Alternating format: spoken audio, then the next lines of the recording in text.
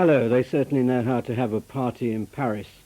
I must say the news item that interested me most this morning was a disclosure that the night before the state opening of Parliament and the Queen's speech, all the ministers get together at number 10 Downing Street for a dinner party. And not to be outdone, the spouses had a dinner party at number 11, a sort of alternative dinner party. And there's nothing better than having a meal and a few drinks with like-minded people, and we presume that they're fairly like-minded. When we're kids, we like to take our friends home to tea, and a little later we take the latest heartthrob home for a meal for inspection, though who inspects whom I'm not quite sure.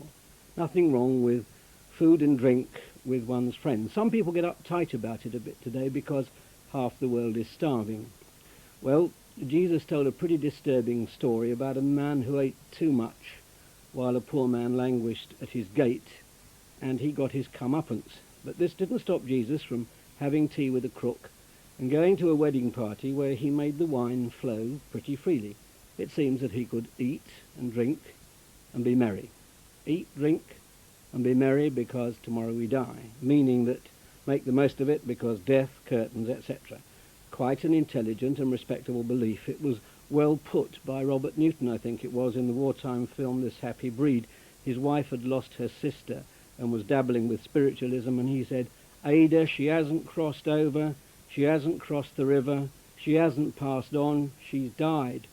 Well, that's one way of looking at it. But the feasts of this week, All Saints and All Souls, and in a rather grotesque way, the burning in effigy of Guy Fawkes later on, makes us think about the Christian insistence that it isn't like that. And if you've been to any kind of Christian funeral, you'll know the insistence on the idea of another kingdom and another world and a more eternal dimension. Very difficult to put it into words, and the words fail us. I mean, the idea of harps and eternal choirs can't really appeal to the tone deaf.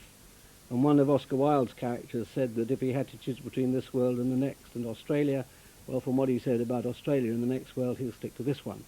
But we can't. And one astonishing thing is that Jesus himself, in describing his eternal kingdom, transforming life and death and transcending time and space, described it as a big dinner party. Now let's get one thing straight. It wasn't just that if you're good boys and obey the religious rules, you'll go to heaven and join the party. In fact, the people who were expected to go to this party didn't. Nor was Jesus the kind of person who assumed that life was just a bowl of cherries. It never is. There are people being held hostage tonight. There are people who are unutterably lonely. And if you watched This Is Your Life earlier this evening, you'll know that even the most glamorous life has its heartache and agony. And Jesus himself was double-crossed, tortured, and executed. Yet he said that his kingdom was like a dinner party. And the religious and the righteous and respectable somehow missed out. They had been invited and expected, but one was busy with his possessions. Nothing wrong with possessions, thank God for them. Another was busy with his career. Thank God these days for a career.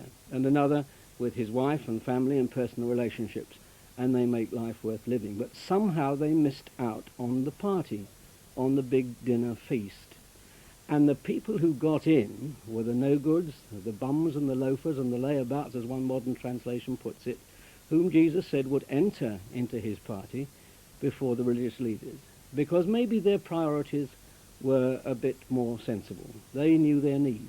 They knew their need of forgiveness.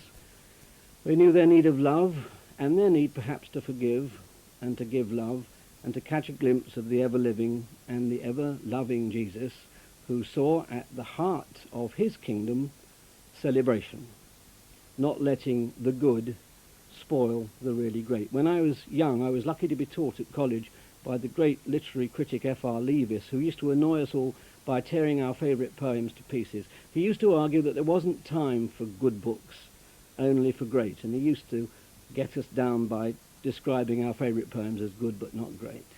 Well,